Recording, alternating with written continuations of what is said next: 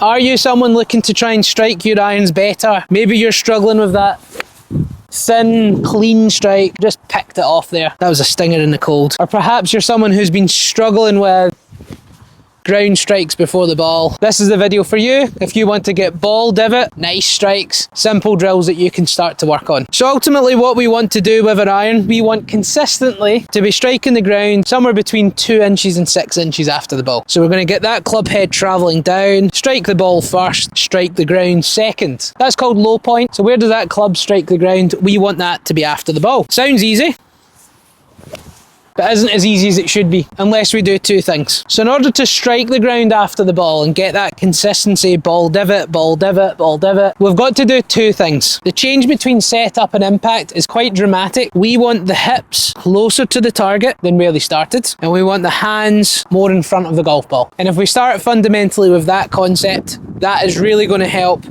you strike the ground time and time again.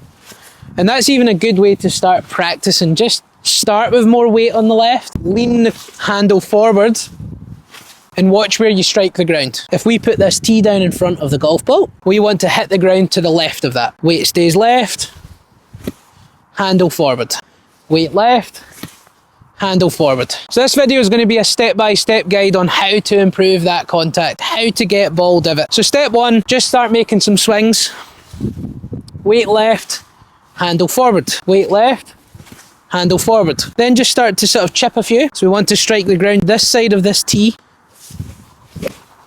So got ball first, ground second on that one. So we're going to do that for a few minutes. Then from there, we're going to continue with that low follow through, handle forward, weight on the left leg. We're going to start to increase the length of swing. So we're now going to go half swing, weight left, and through. So that was lovely, that was ball divot. It's almost like a Tommy Fleetwood chop off follow through, but it's one of the most effective drills that you can do. So this is address, impact, address, impact. Half swing, low follow through. Once you're starting to strike the ground after the ball, then we're going to lengthen the swing, but keep that same finish. So all of these shots are weight forward, handle forward, low finish. Maybe caught the ground first a little bit there. Didn't quite shift the weight left enough on that one. And that's the key things. If we shift left, handle forward.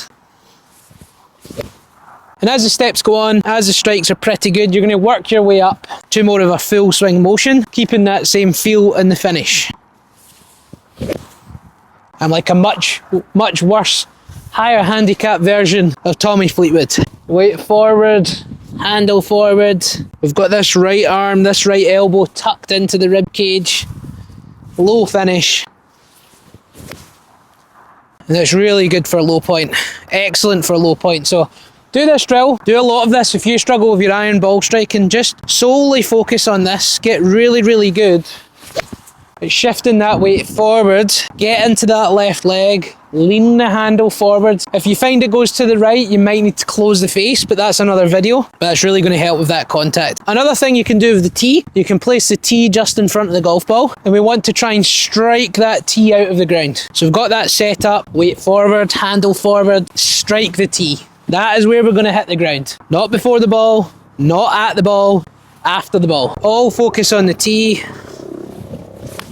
Tee peg out the ground, divot after the golf ball. So you can do that on the range, you can do that with an impact bag, you can do it with a bath towel, as you'll see attached here. But if you are looking for some extra help, that's where Hack Motion can kick in. Currently at the moment, I've been using the release drill on Hack Motion, and it is absolutely fantastic. If you're looking to try out Hack Motion, or if you want to even see the review, check out this video up in the top right. But we're going to do the impact release drill. We're going to scroll down, we're going to do impact release, start drill, and continue. So it's dead easy. We just put the Hack Motion around our left wrist. This is going to give us real-time feedback, because sometimes with the whole feel versus real, we think we're doing it and we're not. And that's the good thing about Hack Motion is, or any sort of data or something that gives you feedback, you're going to realise that you might not be doing it. So that's where we're going to find out, am I getting the proper release I need to strike ball divot every time? So place your wrist in a flat and straight position, lift your arm to 30 to 45 degrees, check it's the same as the phone, and we're going to start. What we'll see here on the screen, it's going to give us a little tutorial. So we're going to stand still at address, keep still at address, try moving your club around, back to address, follow the target. This is how the club model works. So stand still at address, go to P6, slowly finish your swing. And that's what we want to feel at impact. So final lesson, make a short swing without pausing. So we're going to stand still at address.